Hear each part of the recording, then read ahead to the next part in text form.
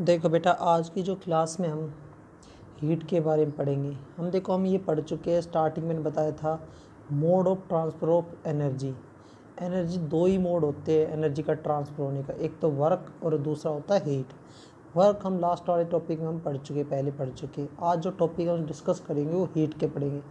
जो हमारी एनर्जी है वो मैटर के साथ जैसे इंटरेक्शन करती है, जब उस पर स्टडी करते हैं तो दो टाइप से होती है बेटा, एक तो वर्क से और एक हीट से। तो आज का जो हमारा टॉपिक है वो हीट। अब हीट होता क्या है बेटा, हीट होती क्या है? तो बेटा हीट को ऐसे डिफाइन करते हैं, जो एनर्जी फ्लो होता है सिस्टम और सराउंडिंग के बीच में जो टेम्परेचर डिफरेंस होता है, जो सिस्टम एंड सराउंडिंग के बीच का जो टेम्परेचर डिफरेंस होता है, उनके बीच में जो एनर्जी फ्लो होती है उसी को हम क्या बोलते हैं बेटा, हीट बोलते हैं। तो हम ये कह सकते हैं the energy flow in or out of the system of different temperature between the system and surrounding। जो एनर्जी ट्रांसफ़र होती है सिस्टम से सराउंडिंग और सराउंडिंग से सिस्टम में between the difference of temperature, जो उनके बीच का डिफरेंस ऑफ टेम्परेचर, तो उसी को हम क्या बोलते हैं बेटा, हीट बोलते। क्या बोलते हैं? हीट। जैसे बेटा हमारा कोई ये सिस्टम है बेटा, ये हमारा क्या है बेटा, सिस्टम है। अब ये सिस्टम है तो ये हमारा सिस्टम है और इसके बाकी सारा पार्ट क्या होगा, हमारा सराउंडिंग हो गया। अगर ये सिस्टम अपने में से हीट को रिलीज़ कर रहा है तो हमारा जो हीट का साइन होगा वो क्या हो जाएगा बेटा, नेगेटिव हो जाएगा। क्या लग जाएगा? नेगेटिव। अगर ये सिस्टम है बेटा, ये हीट को गेन कर रहा है सराउंडिंग से, तो हमारा क्या हो गया, साइन क्या आ जाएगा बेटा, पॉजिटिव आ जाएगा। क्या आ जाएगा? पॉजिटिव। तो ध्यान रखना बेटा, हमें आपको हीट के बारे में बता चुके हैं और हीट के जो साइन होते हैं इससे वो कैसे रिप्रेजेंट करेंगे। जब कोई सिस्टम हीट को रिलीज़ कर रहा है टू सराउंडिंग में तो उसको क्या वो माइनस रिप्रेजेंट करेंगे, नेगेटिव हीट रिप्रेजेंट करेंगे। और जब कोई सिस्टम सराउंडिंग से हीट को एक्सेप्ट कर रहा है तो उसमें क्या होगा, जो हमारी हीट क्या होगी, प्लस होगी। क्या होगी? प्लस। और हीट की जो यूनिट होगी बेटा वो भी क्या होगी, हमारी क्या होगी बेटा, जूल होती है। यूनिट भी क्या होती है इसकी, जूल होती है, क्योंकि इसमें एनर्जी ट्रांसफ़र हो रहा है। तो हम एनर्जी के बेसिस पढ़ रहा है तो इसकी यूनिट भी क्या रहेगी, एनर्जी वाली ही रहेगी, जो जूल की एनर्जी की जो यूनिट होती है जूल। तो हीट की भी क्या रहेगी, यूनिट जूल ही रहेगी। फिर इसके बाद जो नेक्स्ट टॉपिक आता है बेटा, हमने mode of transfer of energy पढ़ लिया वर्क और हीट के थ्रू। अब आता है हमारा बेटा, इसके बाद आता है हमारा इंटरनल एनर्जी। इंटरनल एनर्जी क्या होता है बेटा, इंटरनल एनर्जी। अब जो इंटरनल एनर्जी इसको हम यू से रिप्रेजेंट करते हैं बेटा, कैपिटल यू से। ई से भी रिप्रेजेंट कर सकते हैं, कई बार आप ई देखोगे यू से भी रिप्रेजेंट कर देते हैं बेटा।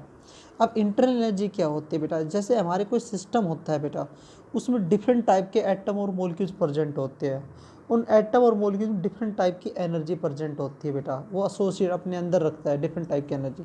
उन टोटल सम ऑफ एनर्जी को हम क्या बोलते हैं बेटा, इंटरनल एनर्जी बोलती है। The internal energy of a system is the sum of different energy.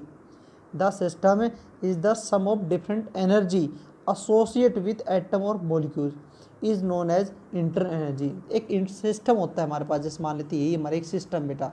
इस सिस्टम में एटम मॉलिक्यूल डिफरेंट टाइप के पाएंगे, उनके पास डिफरेंट टाइप की एनर्जी होती है, रोटेशनल, वाइब्रेशन, और भी डिफरेंट टाइप की होती है, ऑक्सीलेशन एनर्जी होती है। उनको सभी को एनर्जी को हम सम अप कर देते हैं ना, तो हमारे पास क्या होती है, इंटरनल एनर्जी होती है बेटा, वो उन्हीं है। बट एक चीज़ है इसमें नोट ध्यान रखना बेटा, इंटरनल एनर्जी हम कभी भी एग्जैक्ट एक्यूरेट कैलकुलेट नहीं कर सकते। किसी भी सिस्टम की जो इंटरनल एनर्जी होती है हम उसको एक्यूरेट कैलकुलेट नहीं कर सकते बेटा। इसका रीज़न होता है कि कोई भी सिस्टम जो वर्क करता है तो उसमें बहुत से एटम मॉलिक्यूल प्रेजेंट होती है, नहीं पता उनके पास कैसी कैसी एनर्जी होती है, तो उसको एक्यूरेट कैलकुलेट करना क्या होता है बेटा, डिफरेंट होती है। और जो हमारे इंटरनल एनर्जी होती है वो क्या होती है बेटा, स्टेट फंक्शन होती है। जो हमारी इंटरनल एनर्जी होती है वो क्या होती है, स्टेट फंक्शन होती है। मतलब इनिशियल स्टेट पे डिपेंड करती है और फाइनल स्टेट पे डिपेंड करती है।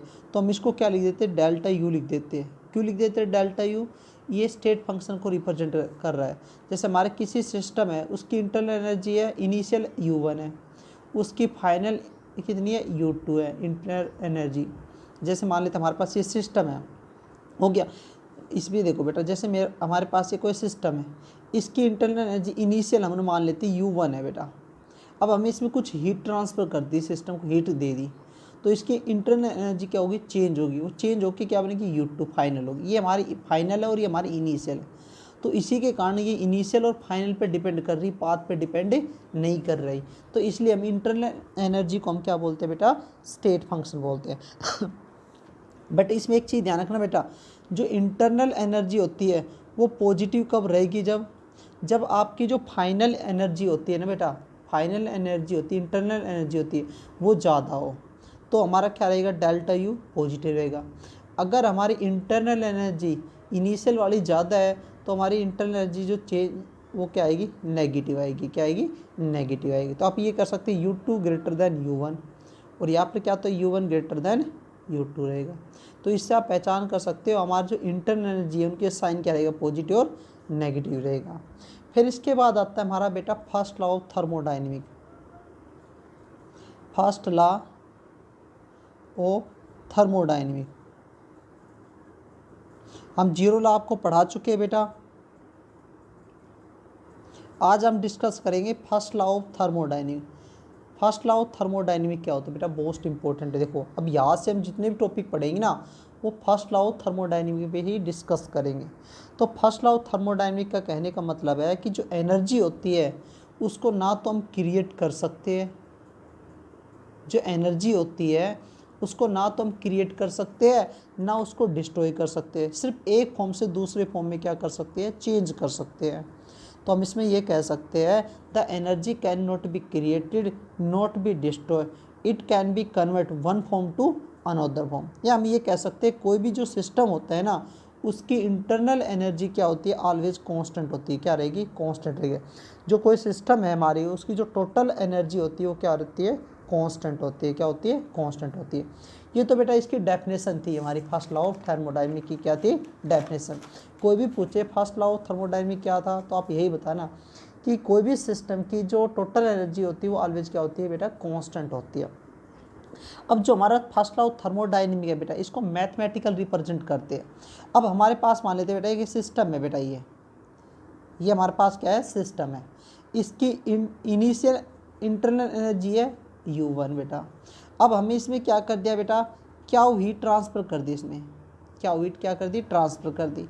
यहाँ पर इसने क्या हीट को क्या किया, गेन किया, और गेन करने पर इसने क्या किया बेटा, वर्क डन किया, क्या क्या, वर्क डन किया। देखो सिस्टम था, इसने हीट को गेन किया, और हीट को गेन करने पर क्या किया, उसने वर्क डन किया। अब वर्क डन करने के बाद बेटा इसकी इंटरनल एनर्जी क्या होगी, चेंज होगी, वो किसकी इक्वल रहेगी, U2 की चेंज रहेगी। तो हम इसको हम ऐसे लिख सकते हैं U2 minus U1 is equal to Q plus में W। तो ये तो हमारा आ जाएगा delta U is equal to Q plus में W आ जाएगा। तो ये हमारा मैथमेटिकल रिप्रेजेंट है बेटा फर्स्ट लॉ ऑफ थर्मोडायनामिक का। बेटा यहाँ से बहुत इंपॉर्टेंट है, ये तो हमें बहुत ईजी सा पता चल गया बेटा। ये हमारा क्या होता है बेटा, first law of thermodynamic mathematical होता है। अब एक चीज़ ध्यान रखना बेटा, जो हीट और वर्क होता है ये कभी भी स्टेट फंक्शन नहीं होते बेटा, क्योंकि पाथ पे डिपेंड करता है। क्या करते हैं बेटा, पाथ पे डिपेंड करते हैं।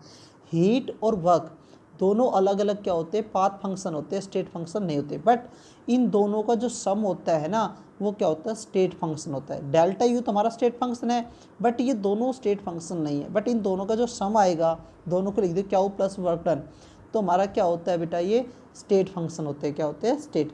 अब बेटा जो हमारा मेन है इसमें हमने पीछे पढ़ चुके, बट थर्मोडायनेमिक की डिफरेंट प्रोसेस होती है, आइसोथर्मल, आइसोकोरिक, एडियाबैटिक, साइक्लिक, बहुत सी डिफरेंट टाइप की क्या होती है बेटा, प्रोसेस होती है। अब इसमें ध्यान रखना, इसी के बेसिस पे हम डिफरेंट टाइप के क्या पढ़ेंगे बेटा, प्रॉपर्टी स्टडी करेंगे। अब पहला कह दिया हमने आइसोथर्मल प्रोसेस बेटा, आइसोथर्मल प्रोसेस है, पीछे पढ़ चुके हैं आइसोथर्मल प्रोसेस क्या होता है, थर्मोडायनेमिक है।